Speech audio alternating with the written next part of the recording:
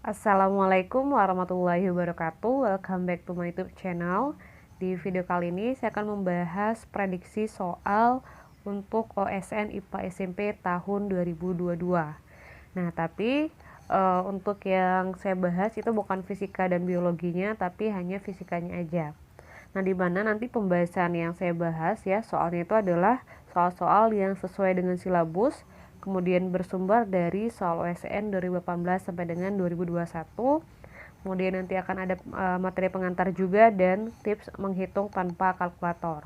Nah, tapi sebelum kita lanjut ke pembahasan soalnya, bagi adik-adik yang belum subscribe, silahkan diklik dulu tombolnya, kemudian jangan lupa like dan share. Oke, langsung aja kita masuk ke pembahasan soal yang pertama. Sebuah benda nyata dan tegak diletakkan di depan sebuah cermin cekung pada jarak lebih besar dari panjang fokus cermin itu dan kurang dari 2 kali panjang fokus cermin itu. Bayangan yang dihasilkan oleh cermin cekung itu bersifat. Nah, jadi untuk mengerjakan soal ini, adik-adik harus tahu ya bagaimana gambar untuk penguraian pada cermin cekung. Nah, misalnya seperti ini, gambar yang ini. Ini kan gambar udah jadi ya. Nah, kalau gambar yang belum jadinya tuh kayak gini. Jadi adik-adik perlu buat cermin cekungnya dulu. Kemudian buat sumbu utamanya. Nah, sumbu utama itu kan harusnya lurus. Cuman karena saya agak susah buat gambarnya, jadi ya harap maklum kalau seandainya nggak lurus ya. Ini sumbu utama. Kemudian bagian yang di sebelah sini itu namanya depan cermin, sementara yang di sebelah sini adalah belakang cermin. Kemudian supaya kamu lebih gampang untuk membedakan antara cermin cekung dan cermin cembung, jadi kamu kasih arsiran aja. Nah, kalau dia cermin cekung berarti kamu kasih arsiran di bagian yang cembungnya. Nah, berarti di sebelah sini. Nah, kalau arsirannya sebelah sini berarti dia menunjukkan itu adalah cermin cekung. Tapi kalau seandainya di sebelah sini, nah berarti dia cermin cembung, gitu aja. Oke ya, kita hapus dulu. Nah, kemudian di sini ya, selain ada sumbu utama yang garis ini, juga ada yang namanya jari-jari kelengkungan cermin, atau juga bisa ditulis sebagai R atau bisa juga 2F.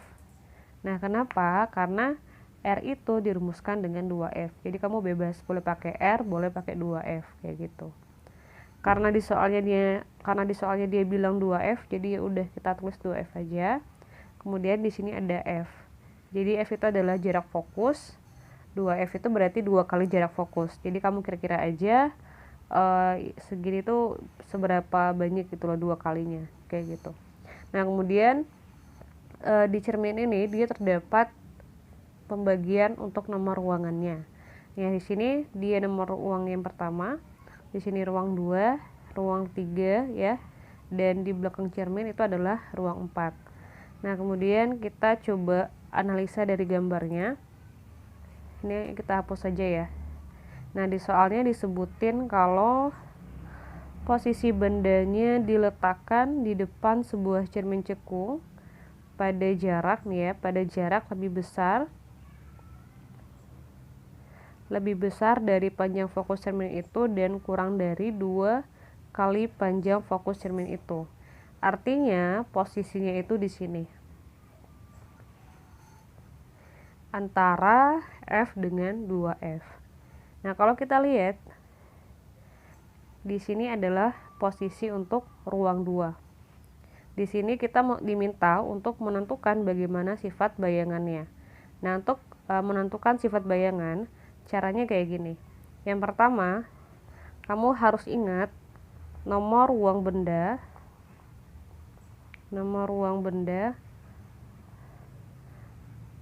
Sorry ya tulisannya jelek karena saya agak susah untuk nulisnya. Ini nomor ruang benda, saya tulis RBI aja ya.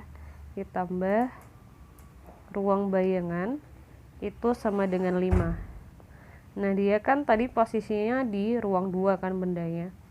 Nah, berarti supaya dia menjadi 5, ruang bayangannya adalah 3. Oke, 2 tambah 3 sama dengan 5.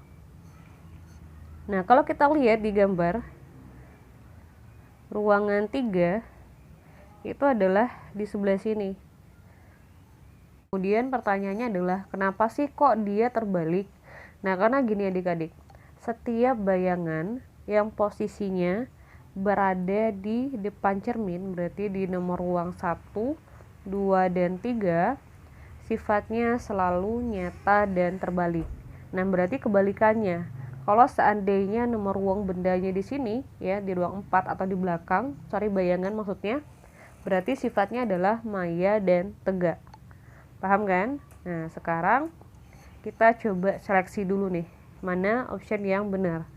Nyata terbalik, yang A oke, B enggak ya.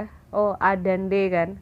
Sekarang tinggal kita cek aja apakah dia diperbesar atau diperkecil. Nah, untuk mengetahuinya kayak gini. Bendanya di ruang 2, bayangan di ruang 3.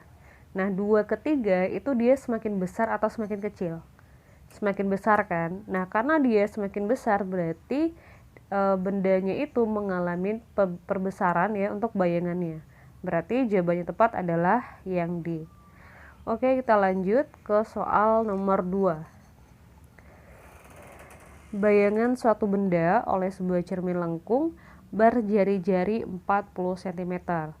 Jari-jari itu berarti R adalah sama tegak dengan benda dan memiliki perbesaran 0,4. Nah, kalau bayangannya sama tegak berarti posisinya itu berdiri. Kayak gini. Bayangannya itu perbesarannya 0,4, berarti perbesaran adalah M. Yang ditanyakan adalah jenis cermin dan jarak antara benda dengan cermin tersebut. Oh, dia nanya cerminnya itu cermin apa, cekung atau cembung, kemudian jarak bayangannya berapa. Oke, berarti kita coba untuk hitung dulu ya berapa jarak bayangannya. Nah, langkah yang pertama untuk menghitung jarak bayangannya adalah kamu harus hitung dulu berapa jarak bayangannya. Jadi sebelum hitung jarak benda, kamu harus hitung dulu berapa jarak bayangannya. Oke, kita lanjut. Di sini kita menggunakan persamaan M sama dengan S aksen dibagi S. Nah, di sini perbesarannya adalah 0,4. 0,4 itu saya ganti aja menjadi pecahan, yaitu 2/5. Kemudian kamu tinggal masukin aja S aksen dibagi S. Berarti S aksennya adalah 2/5S. Nah, setelah dapatin S aksen, langkah yang selanjutnya adalah menghitung berapa nilai S-nya. Di sini saya menggunakan persamaan dari 1/F sama dengan 1/S ditambah dengan 1/S aksen. Oke. Kemudian tinggal kita masukin aja ya. Nah, di sini sebenarnya kamu boleh pakai tanda negatif, boleh enggak sih? Kenapa? Karena kalau seandainya tanda negatif di fokus itu biasanya dia menunjukkan bendanya itu benda apa. Cerminnya itu cermin apa? Apakah dia cermin cekung atau cermin cembung? Nah, kalau untuk cermin cekung, F-nya itu dia bertanda positif. Kalau cembung, F-nya bertanda negatif. Jadi bebas sih sebenarnya ya. Buat nggak pakai tanda pun nggak apa-apa. Kayak gitu. Tapi di sini saya coba dengan tanda negatif. Oke, langsung aja kita hitung ya. Min 1/F sama dengan 1/S tambah 1/S aksen. Masukin fokusnya 20 cm. Nah, fokusnya dari mana? Fokusnya dari ini. Yang ini tadi. R-nya kan 2F tuh. F-nya berarti setengah R. Nah, setengah R. R-nya kan 40. Berarti setengah kali 40 adalah 20. Oke. Sama dengan 1/S ya. Dikurang. Di sini kan ada tanda negatif ya. Berarti jadi negatif, dia dikurang 5/2S. Nah, di sini saya langsung aja saya balikin aja. Dia kan 1 dibagi negatif 2/5S. Nah, itu langsung aja saya ubah menjadi negatif S/25 kayak gitu. Nah, ya, langkah selanjutnya adalah samain yang di bawahnya ini dengan cara masing-masingnya dikaliin dengan 2S. Berarti ini jadinya 2/2S. Kemudian tinggal kamu kurangin aja. 2 dengan minus 5 jadinya minus 3. Kemudian dibagi 2S. Kemudian tinggal kali silang aja. Negatif 3 ya, ini harusnya ini bukan 7. Negatif 3 dikali 20 ya. Kemudian dibagi dengan 2. Nah, di sini saya ganti dulu deh. Ini 3 ya. Nah,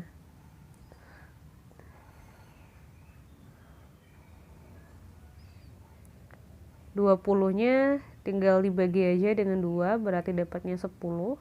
Kemudian negatifnya dibagi negatif kan, berarti positif. Nah, 10 kali 3 adalah 30 cm.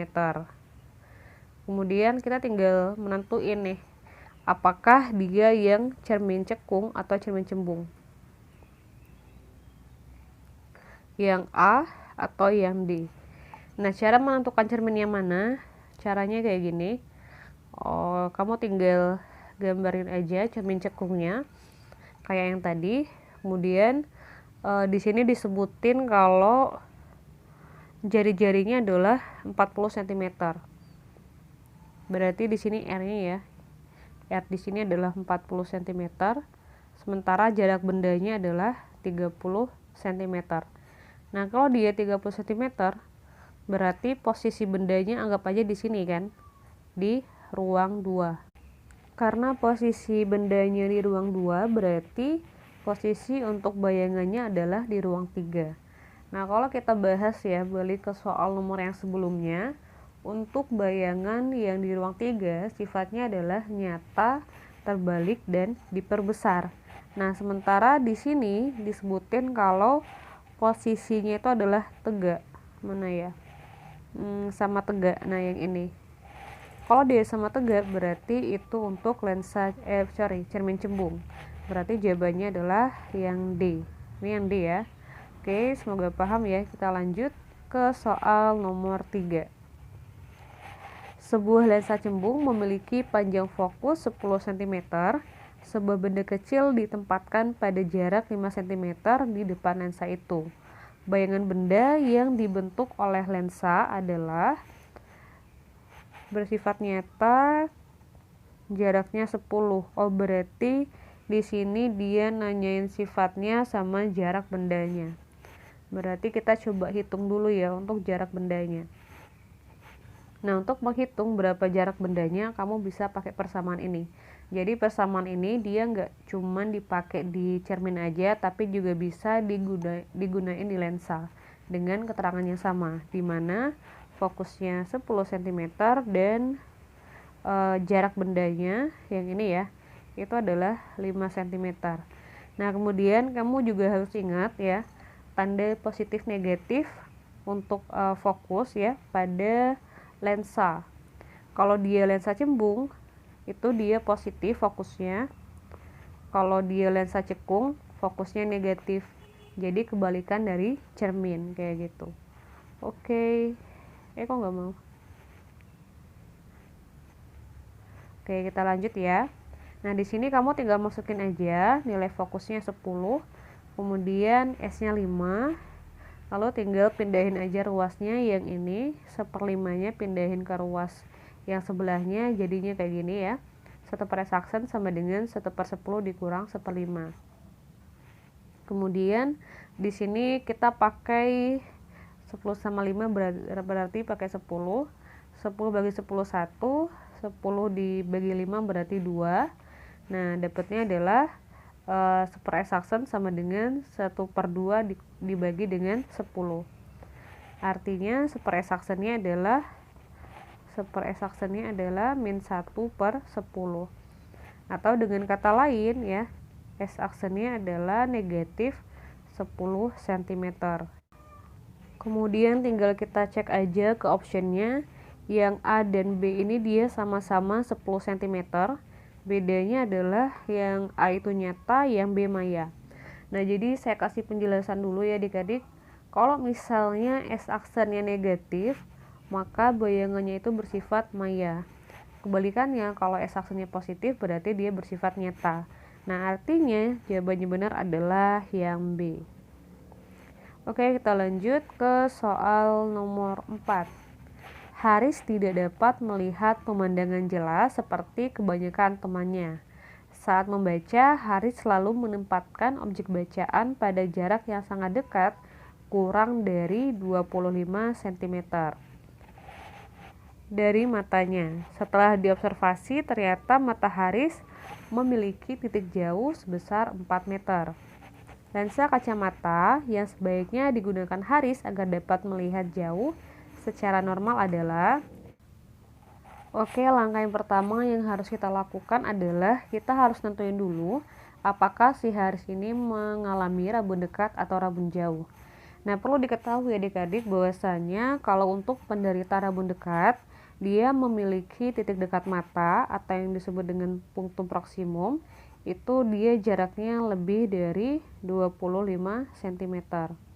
Sementara untuk titik jauhnya sama dengan tak hingga.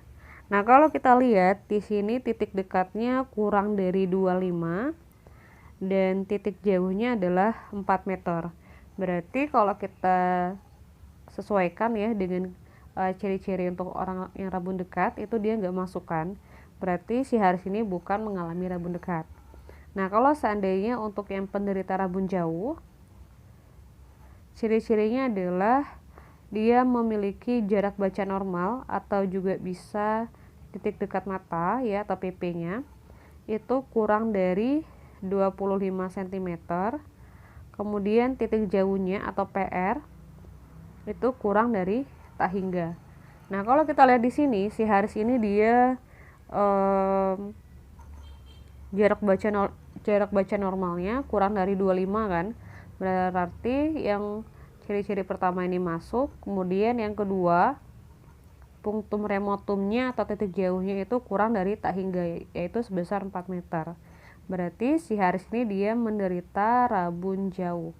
Nah, seorang penderita yang mengalami rabun jauh itu bisa ditolong dengan menggunakan lensa cekung. Berarti jawabannya antara C dengan D, dan kita tinggal hitung aja untuk kekuatan lensanya dan jarak fokusnya lagi. Oke, kita akan hitung dulu berapa kekuatan lensanya. Nah, untuk menghitung berapa kekuatan lensanya, di sini kita bisa menggunakan persamaan P sama dengan negatif 1 dibagi PR, di mana PR-nya tadi adalah 4 meter ya, berarti negatif 1/4 adalah negatif 0,25 dioptri. Nah, kalau kita lihat di sini nggak sama ya jawabannya, berarti yang C salah. Kita lanjut yang D, yaitu menghitung berapa panjang fokusnya. Nah, untuk menghitung berapa panjang fokusnya, di sini kita menggunakan persamaan dari P sama dengan 1/F atau F sama dengan 1 dibagi P. Nah, untuk nilai P-nya tinggal kita masukin aja dari yang ini ya, negatif 1/4 tinggal kamu masukin ke sini. Kemudian tinggal dibagi aja, 1 dibagi negatif 1/4 adalah negatif 4 meter. Nah, karena di optionnya satuannya dalam cm, berarti kamu tinggal ganti aja tuh jadi cm. Caranya adalah dengan dikali 100. Sehingga diperoleh jarak fokusnya sebesar negatif 400 cm. Yang ini ya, berarti jawabannya adalah yang D. Kita lanjut soal yang nomor 6 deh kayaknya.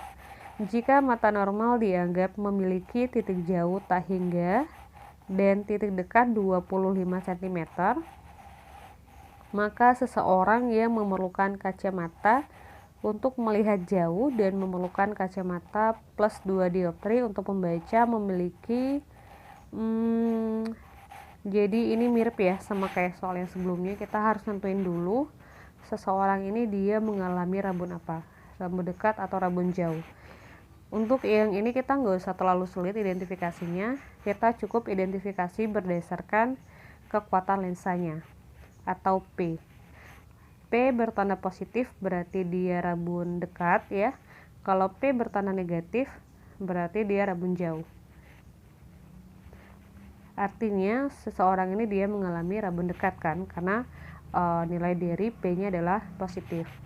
Selanjutnya tinggal kita tentuin aja berapa titik jauh dan titik dekatnya. Nah, yang pertama kita akan menghitung berapa titik dekatnya, yaitu menggunakan persamaan P sama dengan 4 dikurang 1/PP. Masukin nilai P nya yang ini, ke sini ya, 2 sama dengan 4 dikurang 1 per PP. 4-nya pindah ruas menjadi 2 dikurang 4 sama dengan, ini sama dengan ya adik-adik, sama dengan negatif 1 per PP.